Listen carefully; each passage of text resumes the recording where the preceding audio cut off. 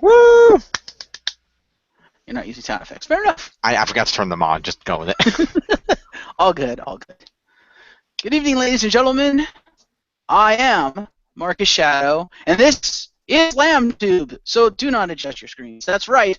I get to host a SlamTube. Woo! Yay! As you can tell, it's because not joining us tonight is Crystal and Richter Hammer. And unfortunately, Mustache over there didn't see any of Extreme Rules, so that leaves it to me. Pretty much. Yes, joining me, of course, James Phoenix, as always. Hi, people of the internet. He's going to give us opinions based on shit he hasn't seen. This should be interesting. I'm just going to give you reactions as you tell me what happened, and we'll go from there. But somebody else did see it. Yeah, someone else did see it, and I was talking to him while I was watching it, and we had to dip into the Pez of the Mind serves and pull out mothballs all the way from down under the Fallen Angel. Hello. So, Extreme Rules. Oh man, this was a mixed one. There was some real shit in this. Okay. But we will start with the pre-show with your standard panel of Renee Young, Booker T, Jerry Lawler, and Corey Graves. And holy fuck that dress, yo. Yep. Damn. Dean Ambrose is a fucking lucky guy, man. Good God. Nice. I'd hit that in a hot second. I'm sorry, when every time they cut to her, all you see is that plunging neckline. I mean, come on, I'm a dude, okay? Most definitely. Oh, you really? Could have fooled us. Hey, you're the metrosexual one. No. You're thinking of Simon. No. No, he's homosexual. There's a difference. Eh. Anyway, so panel discusses Jericho and Ambrose, gives predictions. Obviously, Corey Graves having basically grown up with Ambrose, if you will. They went through NXT together and stuff. He's known Ambrose for like 10 years. So he's obviously like, well, Ambrose made this match, so he's going to win. So they do that as they do with their matches. But then, interestingly enough, they women's championship match, and they bring out Paige and Becky Lynch, which was interesting. And they were actually pretty good on the panel. I have to give them credit. They brought in some interesting opinions and takes on things. So I'd like to see them on mic more, because I think they were pretty good. What do you think, Fallen Angel? No, I think they were really good. I actually got to see this bit because had to wait for other people to wake up to actually watch shit. So it was interesting to see their take and like actually have them on that panel and allow like the more women to talk about the women's match rather than Graves, Booker T, and they had to keep the King there for obvious reasons. Puppies. Mm-hmm. He doesn't do that anymore. Yeah, but they tried to make him do it. Yeah, except that they don't really can't, because that was supposedly a rule that came down from Vince and corporate that they didn't want him doing that anymore. That's why he doesn't do it. Fair enough. Unfortunately. Also, before we continue, I would like to say, you two, feel free to interrupt me at any time. I'm reading through notes, people, if you don't know. Hence why, if it doesn't look like I'm really looking at the camera, the only thing I have for a camera is the little light that's right here. So feel free to interrupt me at any time if you want to, go over anything I'm talking about and whatnot. But yeah, after that, we have our one and only promo bit of the evening of the Dudley Boys coming to the ring and milking the ECW nostalgia because Extreme Rules, ECW, they get the crowd to chant ECW a lot. And then, because Dudley Boys, because they're awesome, they turn it around into a heel promo. And they even went so far as to claim that the Dudley Boys were responsible for the fall of ECW, and that because after they left ECW, it crumbled. And Bubba ends the bit by saying that, I've got one thing to say from the bottom of my heart. Devon! And then he leans into Devon. Can we please get the hell out of Jersey? That thought was hilarious. Pretty And then they good. go to leave, and Big Cass's music hit. He comes out, cuts a generic Big Cass promo. Was okay. It's Big Cass. He's not that great without Enzo. But he cuts a promo on stage, and he kind of lumbers to the ring because 7 feet tall, and promptly And you buries can't the Dudley teach that. Boys. And promptly buries the Dudley Boys because that's all he's been doing lately. So my assumption is they're keeping the fire stoked for when Enzo comes back, because I'm assuming there's going to be an Enzo and Cass versus Dudley Boys feud once Enzo is healed up. Yeah, well, Enzo is back on the road as of this week. He was backstage at Extreme Rules. That's and good. he'll be showing up tomorrow night. Spoilers. Excellent. So then we cut backstage to The Miz and his hot-ass wife, Maurice. And I was only half paying attention to this promo because this is about the time I decided to go cook myself some dinner. So, I don't know, did you catch the promo at all, Fallen Angel? What was this, the promo The Miz. between... Not really, because like once the whole Devon thing and that was over, we sort of just stopped because that was like the only bit that we needed to see. Oh no, And the match. no, oh yeah, we saw Corbin versus Ziggler. Yeah. I just don't remember the Miz because the Miz sucks. Fair enough. Yeah, I only really paid half attention to this one. I assume the promo was decent because if the Miz is good at anything, it's the mic. Yeah. But basically it was basically a promo. Well, you're the Intercontinental Champion. Are you going to win? And he's like, well, of course I'm going to win because I'm the Miz. Yeah, okay, whatever, Miz. And then, and I'm only going to mention this for one thing, but then we have Rusev and Lana in the social media lounge. Nice. With hashtag Ask Rusev, and I love this whole time. Lana is way more heel than Rusev, and that just made me laugh so much. Who was running the social media lounge tonight? I don't know. Isn't it the same guy as always? Yeah, No, Tom because Phillips. Payback was a different guy. Yeah, Tom Phillips. Tom Phillips is back going because Payback they had a different guy doing it. That's why I was curious. Fair enough. But I love. She's all like, "Why is it to Ask Rusev? Why isn't it to Ask Lana?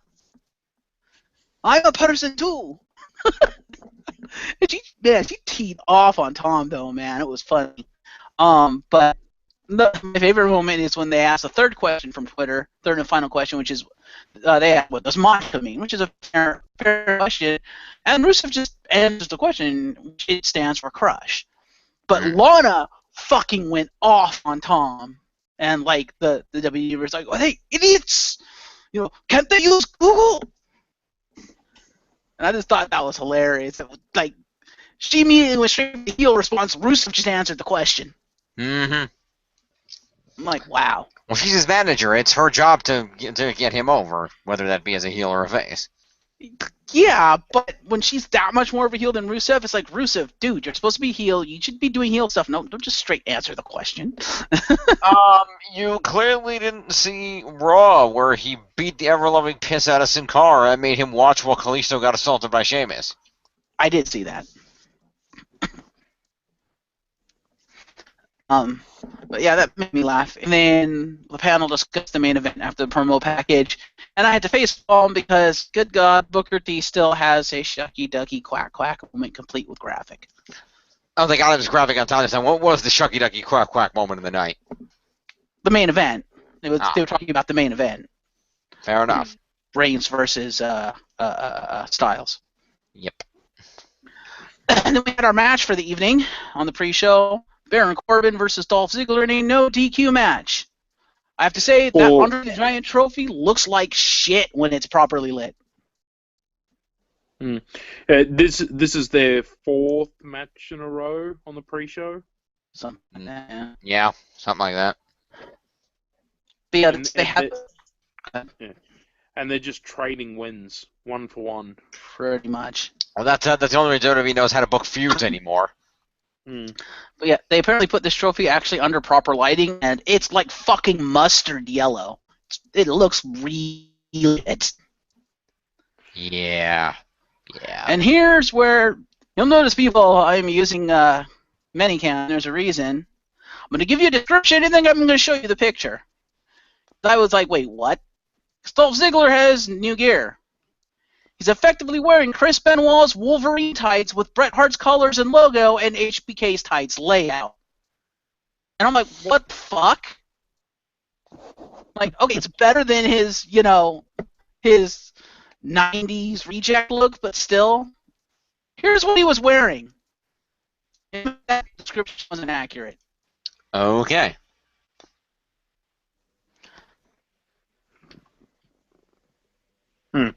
Yeah. Lovely. Yep. And I'm like, wow. You're really trying to make him like fucking HBK Bret Hart. I'm like, no. Yeah, they've been trying to do that for like the past few months now. They have. Stupid.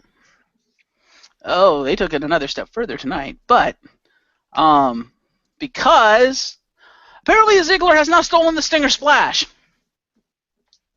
Okay then. Because Mauro Ranallo was like, and Ziggler hits the Stinger Splash. I went, whoa. He uses the Stinger Splash? No, was he stealing everybody who's from the 90s? What the fuck? Well, why not? Half the rest of the rosters had to steal moves from the 90s to get over. Miz is throwing a figure 4 out. Charlotte admittedly modified it into a figure 8. At least Natalia's running the sharpshooter. Natalia's makes sense, and Charlotte's kind of makes sense, but Miz maybe half makes sense. But let's not forget that Ziggler himself also stole the figure 4. Briefly, he also stole the Fame Master. The Sweet Chin Music, HBK selling style. Now the Stinger Splash. And it's true. There's a lot of bringing back freaking Seth Rollins with the pedigree. I mean, there's a lot of things where these young guys are using the retro finishing moves again because there's only so many finishing moves. Yeah. So basically, Corbin wins via low blow into End of Days, and because of that, this match fucking sucked. Because why even make this a no DQ match when the only thing about it that anyone would get DQ for is the low blow? So you made it a no DQ match so Corbin could low blow Ziggler. Really? That's fucking stupid. If you're gonna make it a no DQ match, it needs to be a no DQ match. They need to beat the shit out of each other with weapons and around the arena. Come on, people. Not something lame and tame like this. They were saving that for the main card. I know, but that's still bullshit. They don't make it a no DQ match. They had to. We would have got DQ for the low blow. Not if he does it behind the back. Yeah. Far better wrestlers than Corbin pulled that off later in the night. Fair enough. So fuck him and fuck the no DQ match. Because it was bullshit and it was stupid. It was just a lame-ass regular match. I'm like, eh. Okay. And like Fallen Angel pointed out, we've seen this match like 5 times before. Just without the low blow. Yeah, right. Which I'm like, he could have pulled it off anyway if he was a half-decent heel. Mm-hmm. So, yeah. Fuck that match. Then we go into the main show. The intro package, of course, was good as always. Reminds me of a cross between a video game trailer and a good movie trailer. Basic but effective. Nice. The Extreme Rules background effect thing they were doing, the transition, was really good. And if I could, I would steal that, change it to orange, and use it for X-Pound stuff. Heh. But what do you think of the intro package for Extreme Rules? No, it was really interesting. It seems that they got a bit of a grasp on it now, like making it more here and now rather than an old video package where it was just boring the shit out of people. Making it a little more cinematic.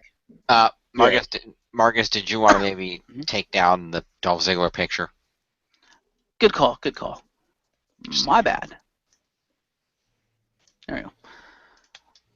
So, then we go into, let's just straight matches here. So match number 1, the Bloodline versus the Club.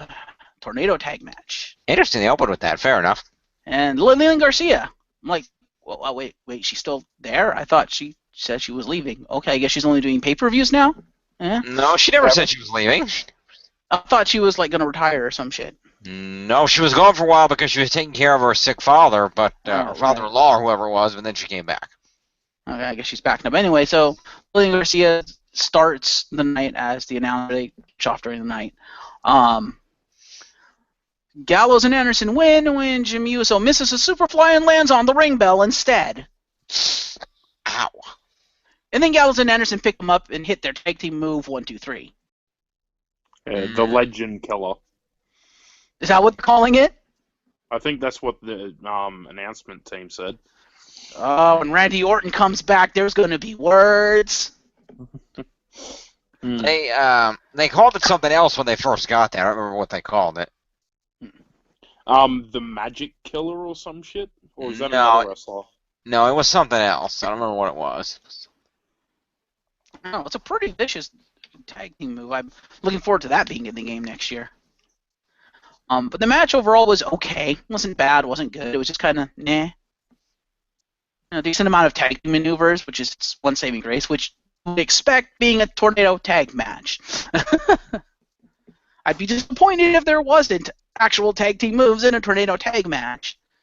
So, I mean, in that respect, it was okay, but it was it was the Magic Killer. Fair enough. Yeah. Fallen Angel, your opinion of the match? It was a fairly solid match, but it was very, very quick. I think it needed to be about 5 minutes longer, maybe. I could agree with that. And I think that sort of covers like most of the other, like the next 3 or 4 matches. They were all very short, and they could have done with just a little bit more. Like even just cutting one of them out would have been so much better for the night. Yeah, I can agree with that. All right, so moving on to match number 2, Rusev with Lana versus Kalisto U.S. title match. And maybe, Fallen Angel, you can confirm this because I was scratching my head at the top of the match. I was wait. Are half the crowd actually chanting, "Let's go, Rusev"? Yeah, a lot of them were really behind Rusev because I think Kalisto's just not ready to go out on a singles reign by himself. No matter how much some may think it, I think Rusev needed that belt more than Kalisto does. Whether they set a feud up between them or not, I don't know, but I really don't want it. I'd rather see Rusev Ziggler or Rusev Corbin, or even all 3 of them in a triple threat match. Marcus, your face is behind your title card. Bad. Because I can't really see this. My bad. So, yeah, Rusev pulls out the torture rack, if you could believe that one. I can see that. That makes sense. Problem. Yeah, I think he had that in for like a full minute or something. Yeah, but the problem, if you look, he doesn't torque it at all. Basically, Kalisto was just laying across his shoulders the whole time. And we're supposed to believe Kalisto was in pain, really? He was just, Rusev was not pulling or anything. He just held him up there. I'm like, so you're just holding him on your shoulders. Like, oh, no, you need to learn how to do a torture rack, Rusev. That's not a torture rack. That's putting someone on your shoulders. But Rusev wins and becomes the new U.S. champion. And drops Kalisto bad back first onto the ring apron. And then the ref's orders to back the fuck off so he can check on Kalisto. And then he pulls Kalisto to the middle of the ring alongside the Accolade, forcing Kalisto to tap. Of course. And at one point, you can even hear the ref at one point calling the trainer over because the commentary actually sells this pretty well because Kalisto hits the apron and just doesn't move. Like upper body moves a little bit. I guess he's like, I'm in pain. But they actually mention, I think it was Cole that mentions it, that Kalisto's legs haven't moved for like a full minute. Like he would, like they were trying to sell it like maybe he like snapped his back and paralyzed, which I thought was great selling. But it's like the ref trying to check on him, and at one point you can even hear the ref call over a trainer, and Rusev's like, "No, fuck you! I'm gonna assault Kalisto," and I'm like, okay, after the second time you ignore ref's orders, the ref should just be like, no, DQ, you're done. But I had to laugh, though, because they were saying that Kalisto's back had landed, like, how they've got that new, like, the electronic sign on, like, the camera side? They're saying his back landed on the top of it, and it was only his leg, like, one of his legs, like, jumped off of it, I guess you'd say, when he landed. But then, like, the freaking accolade that he put Kalisto in to end the match, my god. Yeah, it was like what he did on Raw. I do have to say I did not like this match. I thought it was bullshit, and it was way too short, and it ruined what the end finish ruined what was actually shaping up to be a pretty good match. Because when I was watching the match, I'm like, this match is pretty good. They're doing very well. They're a good match. You know, the Kalisto being the smaller guy with the speed, and Rusev being a bigger guy, so you can kind of use him as a strength guy, but he's fast enough that he could do speed stuff and keep up. I was like, okay, that kind of works, and they're putting on a pretty good match, and then they do this. Like, no. The ref told him like 4 or 5 times to back off, and Rusev refused, and basically made it worse. And I'm like, no, the ref at that point should have just DQ'd him for daring to defy the ref. But it's WWE. Yeah, people defy the ref constantly and don't get DQ'd for that. You have to actually break the rules. Yeah, I don't know. Just because of that, I didn't like the match because it was, like I said, it was too short. And I'm like, oh, that finish was fucking stupid. Fair enough. If they wanted Rusev to win, they should have just had him win instead of that bullshit finish. I would have enjoyed just a straight up Rusev win. And I'm like, Fair enough. So after that, exclusive new teaser trailer for TMNT Out of the Shadows. Okay. Because A, it was sponsoring Extreme Rules, and B, Sheamus. They got the wrong pay-per-view. They're supposed to save that for Hell in a Cell. TMNT comes up before Hell in a Cell, so that kind of wasn't a choice. I know, but it's a fucking joke. Also, we lost the Fallen Angel. Oh. Ooh. Hopefully he'll return, but in the meantime, continue. Indeed. So, yeah. Opening match, Rusev broke his back and made him humble. I'm sorry, he's basically the Russian Iron Sheik at this point. Yes. Complete with the same finishing move. Basically. Well, it is. It's a clutch. Yeah. But, so yeah, they showed some footage of Bebop and Rocksteady in human form in the back of like a police truck. They arrested, and they like to the cop. Like people, they all Bebop and ass Rocksteady. You know, I can't do his accent. You could do it better, New York accent, but yeah. Anyway, the trailer's out, and you can go watch it. Move on. Yeah, pretty much. The footage was a little grainy, like it was unfinished, like it was footage they hadn't finished yet, despite the fact that some of that footage was in previous trailers. So, yeah, but there was some new things in there. Looks good. Match number 3. Do we have a Fallen Angel yet? Yes, we do. Match number 3. The New Day versus the Vaudevillains. Tag team title match. New Day's opening promo was bad. What happened to Matt? Oh, never mind. Okay, go ahead. What? I can't count. Go ahead. Yeah. Wasn't bad, and wow, massively over. Like, holy shit. I mean, Which match is this? New Day versus Vaude. Ah, yeah. I heard though. I did see that the Vaudevillains came out in some lovely new petticoats. They did, but yeah, the New Day was massively over. Like I knew they were, fan favorite at this point, and they were kind of over. But wow, they were massively over. And holy shit, Xavier Woods wrestled. What the fuck? Yep. Yeah. So apparently Xavier Woods decided, fuck the Vaudevillains. I'm defending the belts this time. Yep. So he goes in there with Big E with Kofi on the apron, and I think this is a great setup for the New Day. I really enjoyed that. And then in the middle of the match, Xavier Woods pulled a hot okay on it in English. Okay then. Yeah, he literally backed it, and then ran him, boom, right in the chest or the gut, and in English flew back and sold it. It was awesome. I'm like, okay, I want that in the game. All right then. And apparently Big E has ripped off Brock Lesnar because Brock Lesnar can't be asked to show up. Okay. He's apparently the new mayor of Suplex City because when Big E gets tagged in, literally like 4 or 5 belly-to-belly suplexes or belly back on the run. I'm like, wow, he just took the Vaudevillains to Suplex City. They're not Germans. It's not the same thing. Close enough. Yeah. But, yeah, the New Day retains.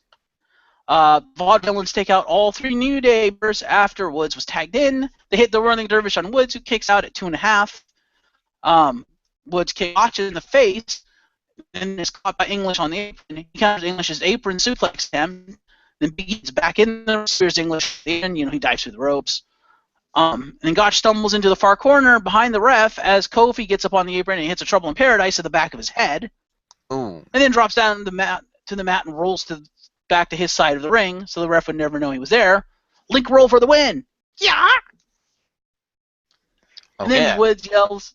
Yeah, it's a Legend of Zelda joke. And then Woods yells at Gotch to get up, and when Gotch sits up, Woods runs at him and hits a Shining Wizard to pick up the pin. Which, okay, Xavier's finishing move is a Shining Wizard. I can dig that. All right, then. This was a great match. It was a really, really good match. Nice. Well done to both teams. Not only does Wood get to finally wrestle, yay, defend the tits, yay, and I know he's defended at least once before, but never on a pay-per-view. He gets to be on a pay-per-view, and he wins the match. Nice. This was just a very solid, entertaining match. I really enjoyed this match. Good. Paul and Angel? Yeah. For the short amount of time that they actually wrestled, it was a fairly decent match. Obviously, as I said earlier, that the matches could have been a fair bit longer if they'd cut something out. Yeah. Some of these matches could have gone on for an extra 10, 15 minutes, and they would have been amazing. Mm-hmm. Yeah. But to fit the amount of matches they did in the 3 hours that they have, and to produce the quality that was shown throughout the night was really good. And this match just kept going with that. I think from start to finish, they were building the matches, and as we get into the discussion of some of the later matches, it did wane a little bit, but for now it waned a lot. Yeah, fair enough.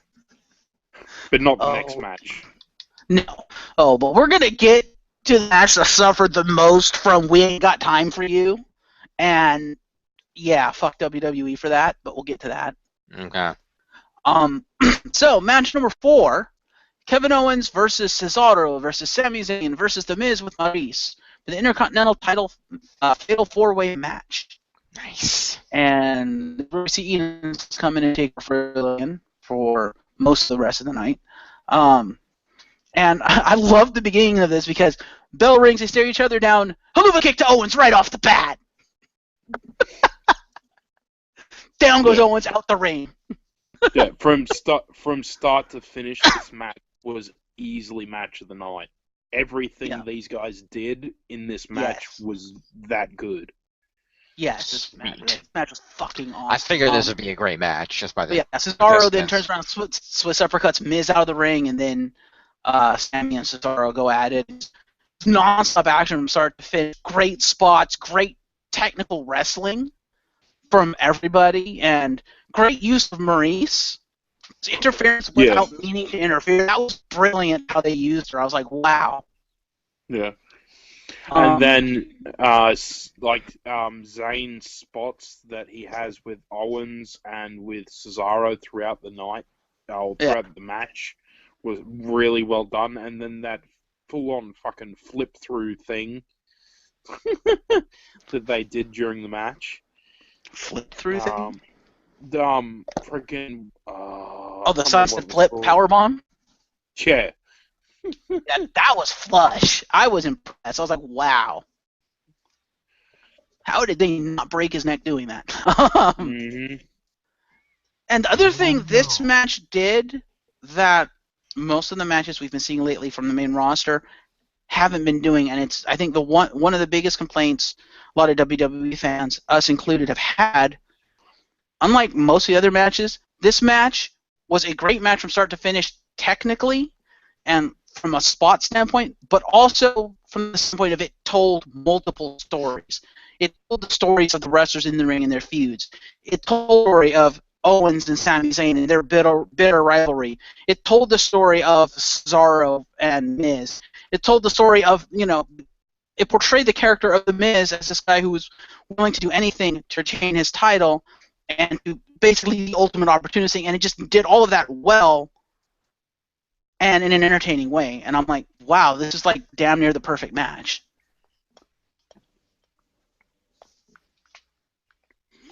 But Miz retains after Sami Zayn haluva kicks Cesaro and is pulled out by Owens when he's trying to pin him. And since Sami Zayn throws Owens around the ring, outside or around the outside of the ring, Miz slides in, pins Cesaro 1, 2, 3 to retain. Okay then. And that's my example of great storytelling in a great match. Yeah, I don't know too much about Miz winning. I think Cesaro or Zayn should have taken it. Probably Zayn. He's the most over with the crowd at the moment. Not that WWE would give a shit, but yeah, they never do. Yeah, well, I think keeping the belt on the Miz is going to be probably a lot better. Whether he continues to go up against all three of them again, or he goes up against just one of them. Because I think the next thing for Zayn and Owens, they need to be put in a tag team. Okay. Yeah, that's what I want to see. I want to see Zayn and Owens win the tag titles. Huh. Interesting. Whether it be on purpose or by just general accident. Could be interesting. But I understand what they're trying to do and why they did what they did with Zayn, because if you remember when they were in the Intercontinental match, Zayn basically cost Kevin Owens the match, doing that vicious powerbomb thing onto the ladder, and Owens just didn't move for the rest of the match. Yep. So because of that, in this one they have Owens costing Zayn the match, so they're 1-1 now. So it kind of makes sense. Yeah. Especially if you're going to the feud, that's the feud that makes sense. You know, you cost me the Intercontinental time match. You cost me the Intercontinental time match. Fuck you. Fuck you. That right itself at that point. Yep. Fans like Cesaro, so I see Cesaro and Miz going on and maybe actually having a one-on-one feud into the next pay-per-view. Maybe. Yeah, that was the only match of the night. It was an amazing match. How did Maurice interfere without intending to interfere? Who was it? I think it was Cesaro had the Miz and the sharpshooter, and the Miz crawls way over to the ropes, grabbed the ropes to try to get Cesaro to release the hold, and his hand kind of slipped off, and Maurice grabbed his hands a little bit. And before Maurice could let go, the ref was like, let go of his hands, and she was about to let go, but Cesaro stood up and started walking and dragged Maurice in with the Miz. And she went, ah! Her scream was great. I was like, that's brilliant. Okay then. And she eventually, of course, let go, whatever, got out the ring, but I thought that was brilliant. That sounds brilliant.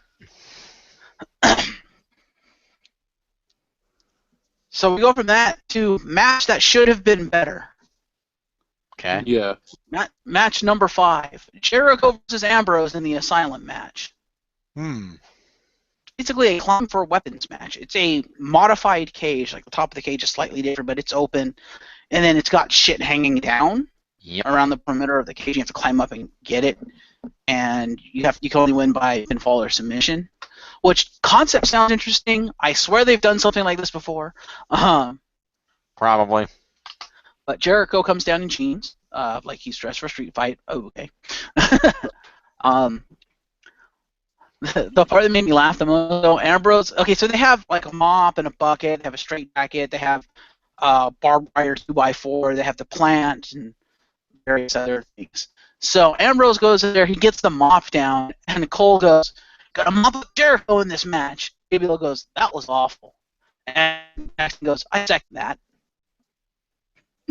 I had to laugh at that. I was like, "That's great. Their delivery is great for that." Nice. Well, the delivery has to be good on something. It's shit on actually calling the match. Pretty much. But yes, following me. Yeah. I had to laugh though. Like when they grabbed they were grabbing the mop and shit because they'd both climbed up to the top of the cage.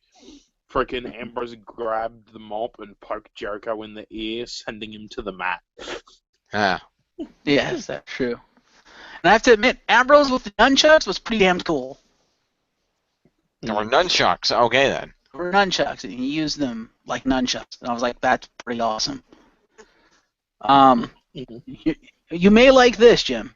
Ambrose wins after countering a second code breaker to a powerbomb into thumbtacks. Ow. And then Dirty beats him into thumbtacks. Ow. Yeah. And then Mick Foley was backstage taking photos with Chris Jericho approving of these thumbtacks. Ah. Yes, they had thumbtacks. There was thumbtacks in that there bucket. All right then. Right, yeah, he grabbed the black bag, pulled it out, and he was showing the crowd, and the crowd knew exactly what it was. Oh, I knew what it was. I was like, oh god, he's got thumbtacks in there. And the match was okay. It was a spot fest. It was, weapons.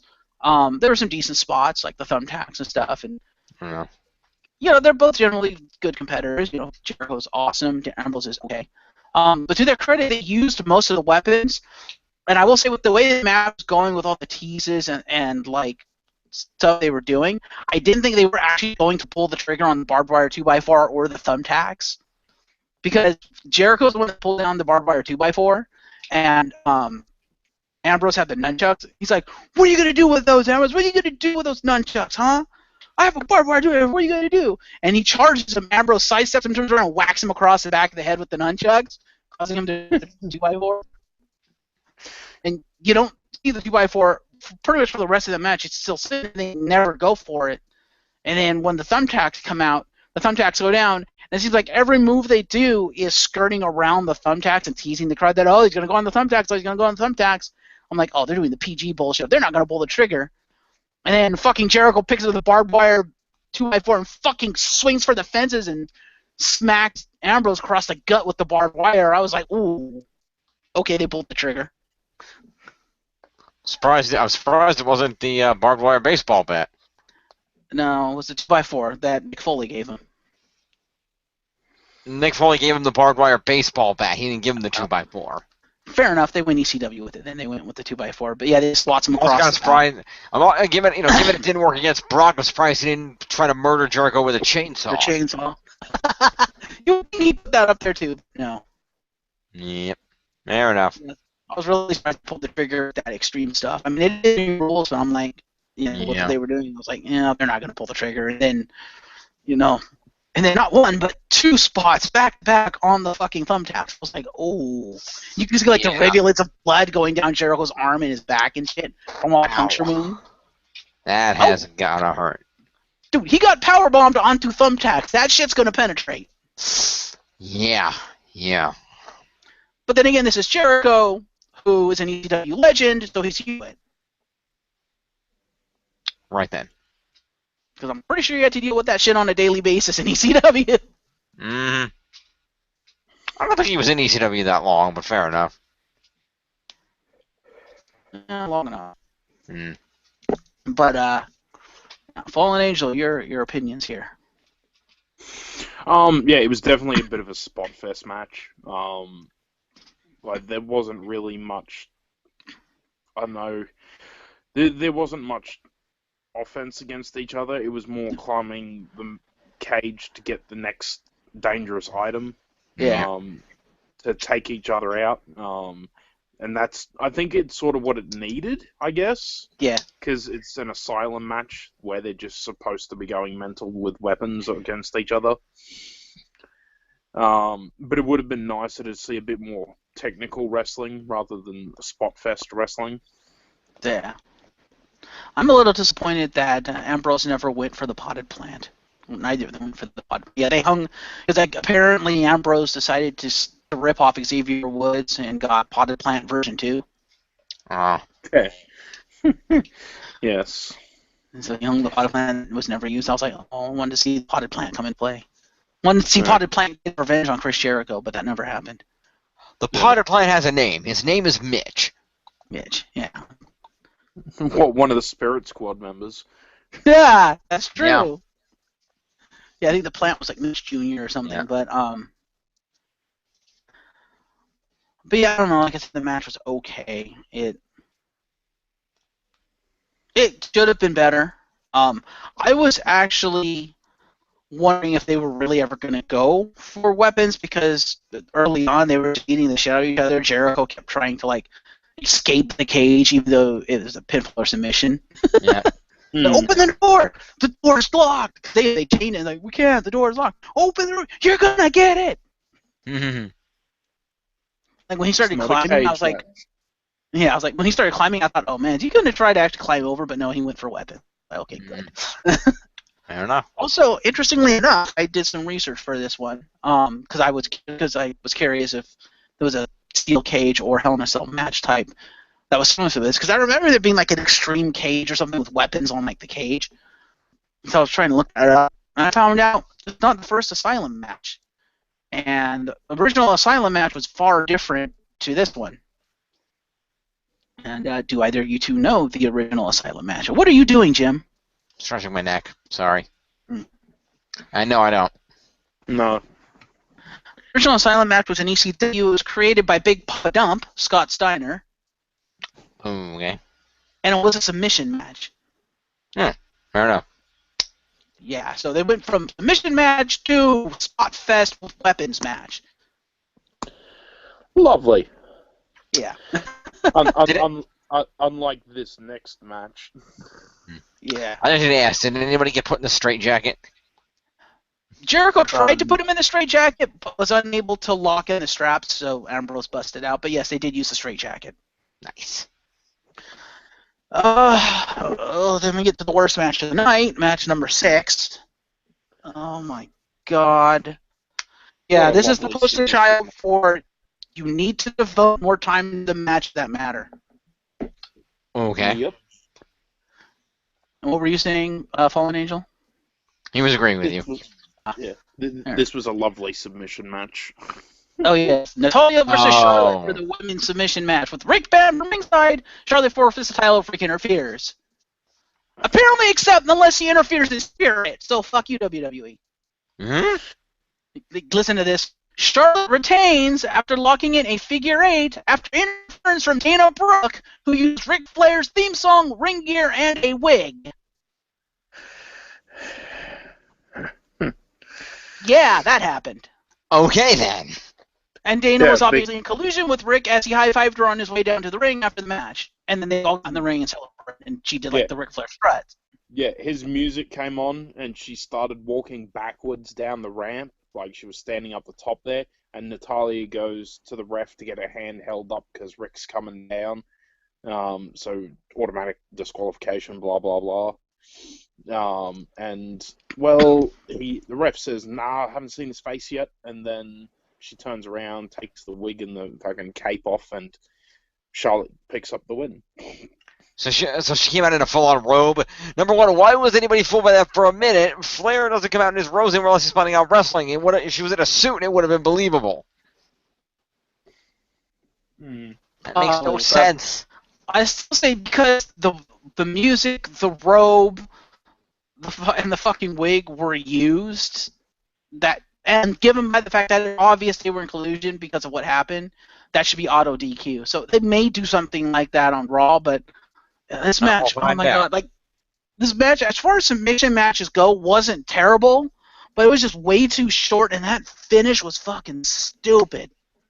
Yeah, and considering the 2 matches that Charlotte and Natalia have had before, and especially the one on NXT, which is, in my eyes, probably one of the best women's matches I've ever seen.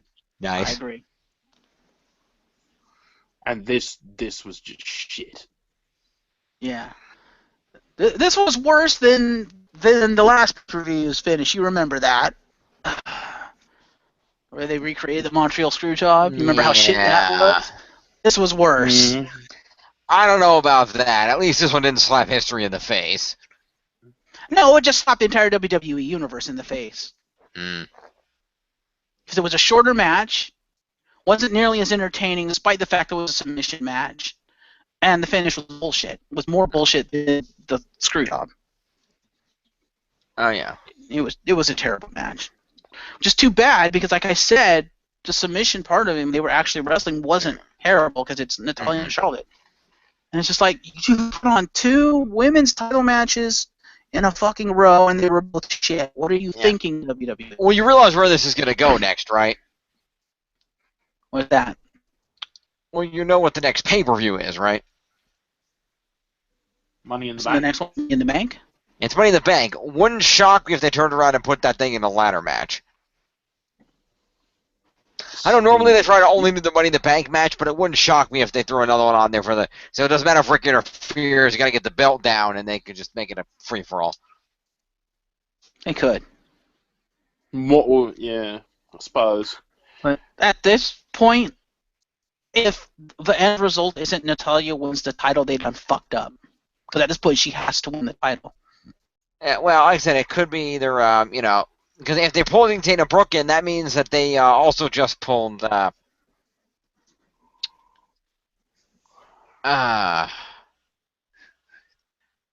steampunk Scotswoman, Becky Lynch, Irish woman, sorry. Becky Lynch is now going to be involved in this again too because she's feuding with Dana Brooke. Apparently, no. Apparently, Natalya's the one feuding with Dana Brooke because apparently they have beef. Fair enough, they might have had beef because she interfered last week, but she was feuding because the book it was Emma was feuding with Becky Lynch, and then Dana Brooke showed up to ally with Emma. Then Emma fucked her back up. So now then Dana Brooke had a match against Becky Lynch, and they were building that feud. Yeah, well, if that's the case, I'm surprised Becky Lynch didn't come out. She was there. She was on the fucking panel. No, I don't know. Yeah, because it could end up just being a 7 or 8 woman ladder match. Yeah, that's what I'm thinking. Just dump all the divas in there. Yeah, because they're due for an all divas match. Yeah. At some point. They may try to put the Survivor Series and have a Team Charlotte versus Natty Survivor Series match. That would be interesting if they could drag that out long enough. But I'm actually really surprised that now that they're bringing Dana Brooke out and they're giving Charlotte allies and stuff, I'm really surprised they haven't pulled the trigger on Bayley. Yeah. Because this would be perfect for Bayley to come and just be like, hey, Charlotte, what? Oh, fuck. Bayley's like, hi, remember me? Yeah, you're done. Yeah, but the problem I have with that is, and I haven't watched it in a while, but I think the issue is that if they do that, they don't have much of an NXT women's division because all the NXT women got pulled up, so now they're trying to rebuild that division. Because if they call Bayley up, all they have left is Asuka, who really can't talk. Yeah. Which is why they never should have called up Dana Brooke and Emma. They should have called up Bayley first.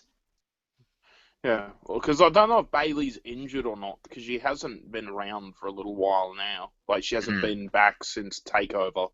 So, we'll see. I don't know. Maybe she'll show up at the next TakeOver in a couple weeks. Mainly. Oh, she might be at the Hawaii event, maybe. Who knows? Maybe. Also, I'm expecting at TakeOver, since this is the third match, I'm expecting Samoa Joe to basically crush Finn Balor, and Finn Balor to be called up. Mm-hmm. Not that he's needed, but... Well, apparently Bayley's not injured. She wrestled at the NXT house show 3 days ago. Okay, so she's back, but she hasn't been on the live shows recently. Fair enough. So then, we go to the main event. AJ Styles versus Roman Reigns. The World Title Extreme Rules match. And Lillian's back for this one, because main event. Yeah, I think they were swapping, like, each match. Just doing 1-for-1. No, Eden did the women's match, the Jericho match, and the Kevin Owens match, those 3 matches, and then Lillian came back. But, yeah, Roman, when he first came out, got booed, and then he got early evil from the crowd. And he was overwhelming. You got wrestle chance early on. Yeah, like, then, throughout the match, like, the best, I should say, the best points of the match were the crowd. Yeah. Because they were going, Roman sucks. And then, like, 5 minutes later, they were going, you still suck. He's so And good. my wow moment is the crowd modifying the New Day's New Day Rocks to Roman sucks. Roman sucks. Yeah. Like, wow, you're going out of your way to basically tell Roman Reigns he sucks. That's awesome. Yeah. Hopefully WWE finally realizes that he's not a babyface, he is a heel. Oh, yeah, hardcore. No, listen, he's not a good guy and he's not a bad guy. He's just the guy. Which makes him Yeah. heel. Considering the big pop that we got at the end of the night, I'd rather him be face than Reigns. Oh, yeah. That he probably will be a face given the response, but you're getting a little ahead of ourselves. But they brawl through the arena, and they go up to where the kickoff panel's clear table is, and Reigns drops AJ on the table, and then AJ jumps off the table and hits him with a phenomenal forearm, where they brawled back to the ramp. Now, I have to say, fuck WWE, because this completely breaks the illusion that the panel actually watches the matches from the table, and therefore is legitimate when they give opinions throughout the night. Because when they went up there was fucking nobody there. The table was off to the side. So it's obvious the panel isn't there unless they're on screen. No, because remember, this is the main event. At this point, the panel's not going to be on camera again, so it makes sense they would go elsewhere to go and join the main event. Oh, no, because don't they do an after show? Or did they do away with No, that? they nix the after shows. They don't do that anymore. Yeah. Yeah, I just didn't like the fact the panel wasn't there. I'm like, oh, come on. Mm. Wanted the panel to be there. But they do that. They brawl back to the ramp. AJ pulls up the mat. In all fairness, all you would have had there was Graves sitting there, just basically being annoying, and then Booker T going shucky ducky and Jerry Lawler making stupid jokes, and it would have just been completely aimless because Renee would have been too busy in the back trying to pull thumbtacks out of her boyfriend. So. Yeah, he didn't have that many thumbtacks, but true. But like AJ pulled up the mat on the I was ramp. wondering if he had any dirty deeds. That means he dropped his entire upper back onto the thumbtacks. That's how that move works. Yeah, but he didn't fall back completely on the thumbtacks. He was like on the outskirts. Oh, okay. So let me put it this way: Jericho's back was littered with thumbtacks. Maybe Ambrose is like one side, and maybe his arm. That's about it. Well, yeah, Jericho got powerbomb on the thumbtacks. Of course, he's going to get covered in more.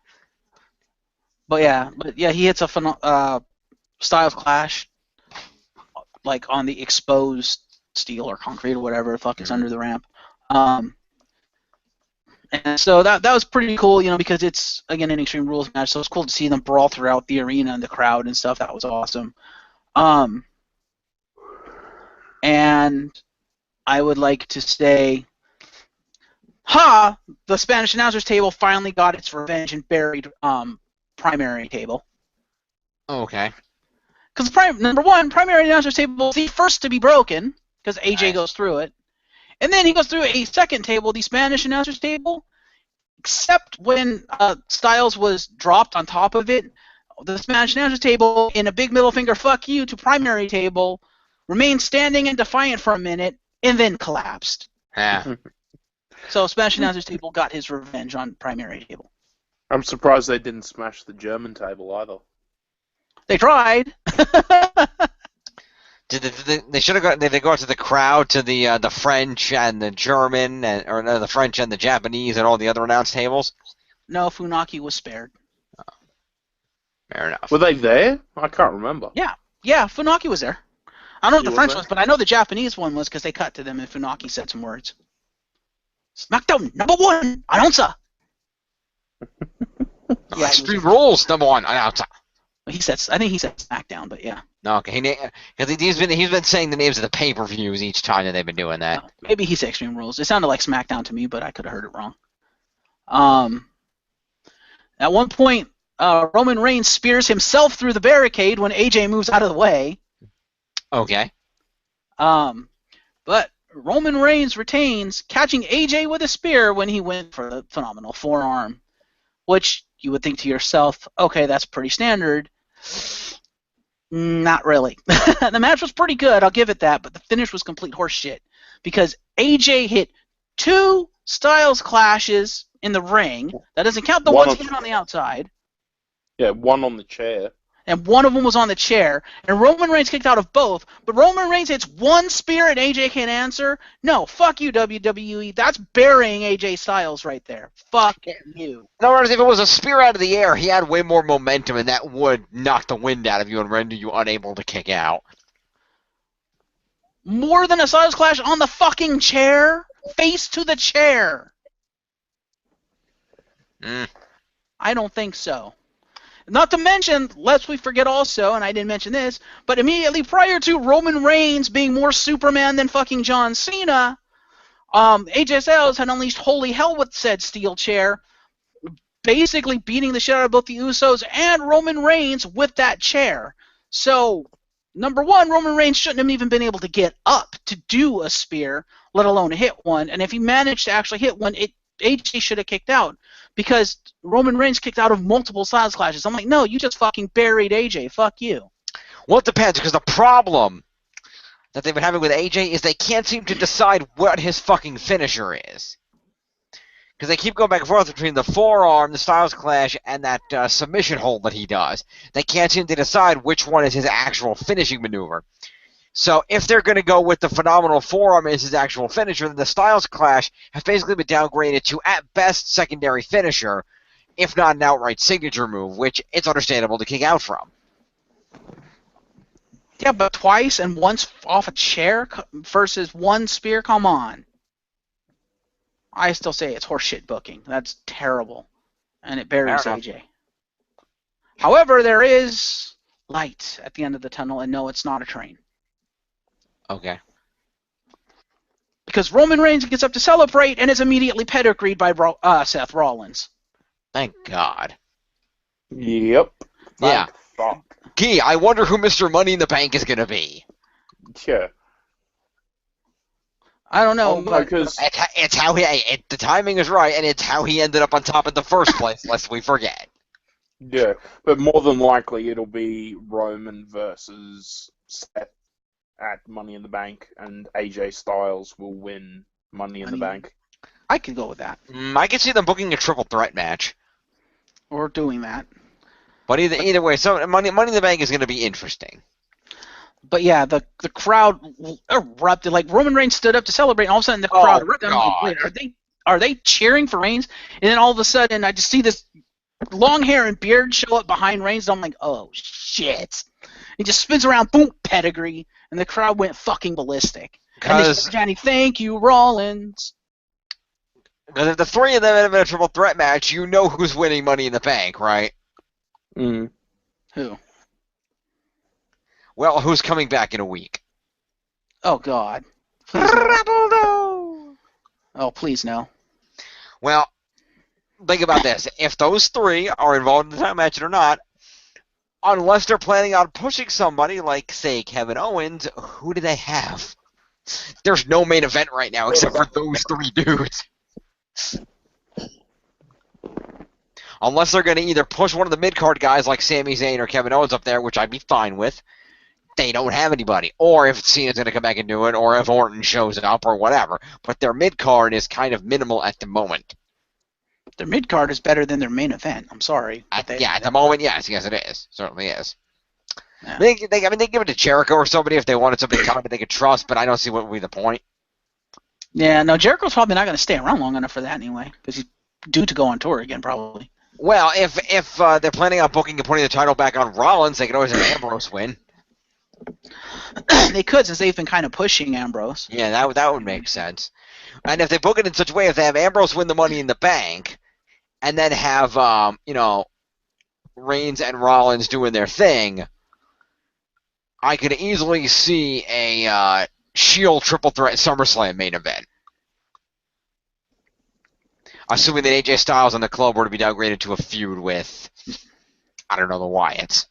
Yeah, yet another way for Reigns to be more Superman than Cena, have Reigns take out his Shield brothers on his own.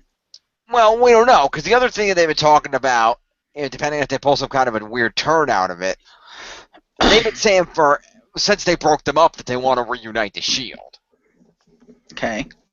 So, if Roman is supposed to be a face, if he had said to have their match a mutual respect comes out of it if, say, Roman were to come out victorious and they a begrudging respect, and then Rollins turns and joins him, they could use Rollins' popularity to push Roman, and if Ambrose, who is a face, gets in there, Rollins and Ambrose combined popularity would be more than enough to get the Shield over, and Roman could be pulled along for the ride.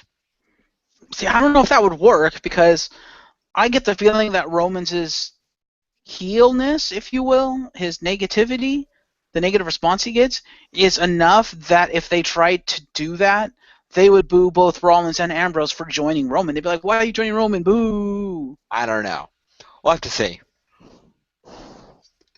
Ambrose, maybe not, but Rollins, I could see them doing that because he left as a heel and as a stooge, and if they see him doing the same thing again, they will turn on him. Now, he left as a heel, but he was already having issues with Triple H, and the fans were already cheering the fuck out of him. Yeah, I'm just saying the easy way to stop that and to make sure they don't cheer at him is to have him join Roman Reigns. Because Rollins is kind of on the cusp. Ambrose, I could go either way. Ambrose, I could see them still cheering him anyway just because he's Ambrose, but I don't know, man. With the response Reigns got tonight, I think it'd be a mistake for them to reunite the Shield because that would ruin the Shield. That would instantly make them heel. Well, we'll see. What do you think, Angel? I don't know. I don't think they need to go back together. No. Whether they do or not is a whole other question. Okay. I don't particularly want to see it. I don't think many other people want to see it. Because you've already got the club versus the bloodline or the family, or whatever the fuck you want to call it. I think they're called the Bloodline now. Yeah, they changed it. Yeah, and if they bring in more members of the club, such as Finn or anybody else, then they've got a multitude of people they could bring in for the bloodline, whether they be current superstars or not. Do they have any current? I mean, unless The Rock shows up, they don't really have any current talent to do it. It would just end up being Rikishi. Umaga's dead. The Wild Samoans are really not in any kind of shape. Hey, we could bring in Nia Jax. That is true. You could bring in Nia Jax. That would make sense. Bring back Tamina. If her father doesn't get arrested. I should say doesn't get convicted, I should say. Right now they're arguing to find out whether he's competent to stand trial or not. Yeah, they got a few options. But yeah, if they're going to bring back anyone for that, it's going to be The Rock. Like it'll be like a pay-per-view thing. It's like, who's your partner going to be if you're running on a bloodline? If you smell. Or Rosie. Or Rosie, that could work. That's right, Rosie's still around. I forgot about that.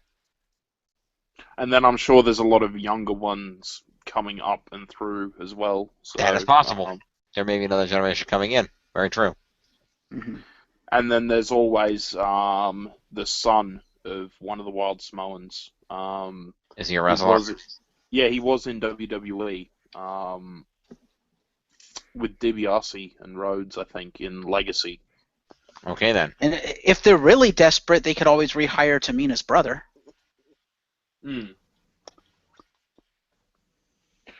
We'll see. Yeah, I don't know what he's doing these days, but he used to be there. He used to work for WWE. That is true.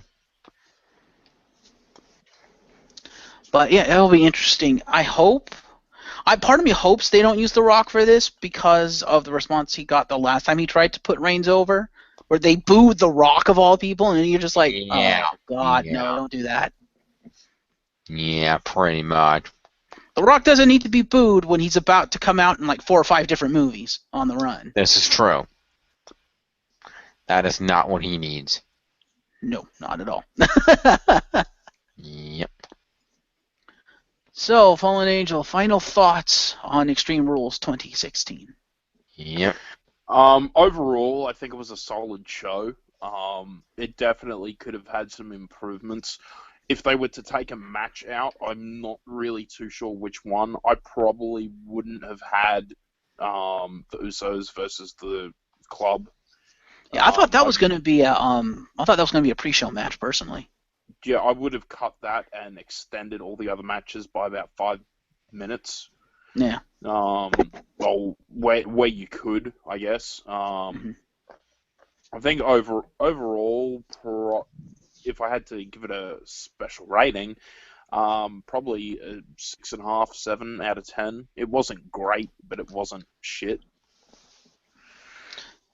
I can agree with that rating. Like I said at the top of the show, it was kind of a mixed show. They had some good matches. They had some not so good matches. Some good moments here and there, some good levity. On the whole, wasn't very good. I will agree with Paul. Actually, as I look at 6, this, 7 out of 10. as I look at this, actually, Rosie would make the most sense to pull in. Oh, Yeah. He's Roman's brother. Because they're brothers, and then the other branch, Umaga was their cousin, because Umaga and Rikishi were brothers, and their third brother was Tonga Kid, aka Tama. Fair enough. But yeah, that's my opinion on Extreme Rules. If you want to watch Extreme Rules, watch it for the Intercontinental title match, because that match was amazing. That's what it sounds like. And that match was totally worth the price of admission. Jim, any final things you would like to say? Nah, it sounds like it was your standard pay-per-view. There's some good matches, some shit matches, and the main event booking is all over the place. Well, not about all over the place, but it's the main event booking doesn't know what to do because the fans don't know what the hell they want. So, who knows? Yeah. It was more like... Go ahead. Yeah, I think the mid card is set. They know what they need to book and how they need to book it. Yeah. The main event and the Divas need, like, even the Divas have been really good the past few months. But they're going a bit to the wayside now that they're bringing up more. And obviously the main event, there's no one really there. Yeah. That's the problem, is the two guys who are in the main event, and now Seth Rollins are the main event. John Cena will be back, obviously, in another week, so they'll have that option there. But really, there's still only 4 main event guys. They haven't been pushing other guys while they've been dealing with this Roman Reigns situation, because the main event... and, of course, obviously, the one ulterior backup option, of course, the nuclear option, they call Brock, but... Jim, I believe he was referring to the women's division. No, he said the main event. Women's main event. Women's and main event. Yeah. Yeah, he specifically said the main event wasn't there. He said the women's were a mess because they're calling people up, but the main event barely existed. For both, he said. But no, he didn't say for both. He just said it if you were paying attention. Yeah, he said he was talking about both, but in that, I was referring to the part where the last thing he had said was about the main event. That's what I was going off on. Whatever. But anyway, for the women's side, I think the biggest problem is after Charlotte became the Divas champion and after they decided to go with the fucking stupid idea of Ric Flair Jr., there was no storyline. They didn't know where to go with that. And because of that, you have really weak storylines driving the women's division. Whereas before, you actually had some okay, decently compelling storylines driving it up to the point that Charlotte became the champion. Mm-hmm. And it's like, and as Fallen Angel pointed out, they're not utilizing what they have, because there's people who you could have great feuds with Charlotte, and usually it's like, take the title off for her, have it go back and forth a little bit, have someone else have a run and then have her get it back or something. But it's like they're booking her like almost like a heel female version of John Cena. Marcus, you're talking behind your title card again. Sorry. But we're like, she can't lose. And it's like, it's getting to the point where people are just getting sick of it. And they're just like, no, give us something fresh. Because their thing is getting stale now. Mm-hmm. And that's the problem. It's like, you had all these great fan favorites, divas that fans were behind. And she's just blown through every single one of them. And the fans are kind of getting sick of it. Mm-hmm. And that's the problem. And that's what I was going to say was that for Extreme Rules, most of the matches weren't bad. The matches weren't shit. It's the booking that was shit, and that's what ruined a lot of matches. Mm-hmm. Except, of course, for Intercontinental picture. That seems to be going pretty damn strong. Yes. As far as U.S. title is concerned, that remains to be seen. I'm also really looking forward to the what was it called, Fallen Angel? The Cruiserweight thing, the World Cruiserweight something or other? Fallen Angel there? Oh, he's muted. Oh, that's wonderful. But yeah, the thing that WWE is doing, that Cruiserweight Championship thing, or the Cruiserweight Tournament, looking forward to that. That looks like... that is the Global Cruiserweight Classic. Yeah, the World Cruiserweight Classic or something like that. Global Cruiserweight Classic. Global Cruiserweight Series. Sorry, Series. Fair enough. I'm pretty sure they said World, but fair enough, because they had the WWE logo, and they, I think Cole outright said that it's going to be like the best cruiserweights from all over the world. I'm like, okay. Global, world, they're literally synonyms. It's fine. But I'm really looking forward to that. I want to know who's in it to see if WWE's just pulling our leg or not. Well, I can tell you they've announced some of the participants. Okay. They announced 7 of the participants back at the beginning of April. They included Zack Sabre Jr. Okay. From Pro Wrestling Noah in Japan, Progress Wrestling, and Revolution Pro Wrestling in the UK, and Pro Wrestling Guerrilla in the US, along with a plethora of others. We have Johnny Wrestling Gargano, Rich Swann, Tommaso Ciampa, something like that, Noam Dar, Ho Ho Lun, Akira Tozawa, and I guess that's all we've announced so far. Fair enough. I don't know any of them, but hopefully it'll be Well, they're awesome. playing them from all over the world. They're going to be involved in companies, so you're not necessarily going to know who they all are. True. I'm assuming they're going to put some, like, WWE superstars in there, too, probably. I would assume so. Come on, it's Vince. He likes to promote his own shit. This is true. But it would appear that the Fallen Angel isn't there for whatever reason. I guess so. If not. So we'll go ahead and close this out because I think we're done. We've said our piece about Extreme Rules itself. Okay. And so I would like to say thank you, gentlemen, for joining me.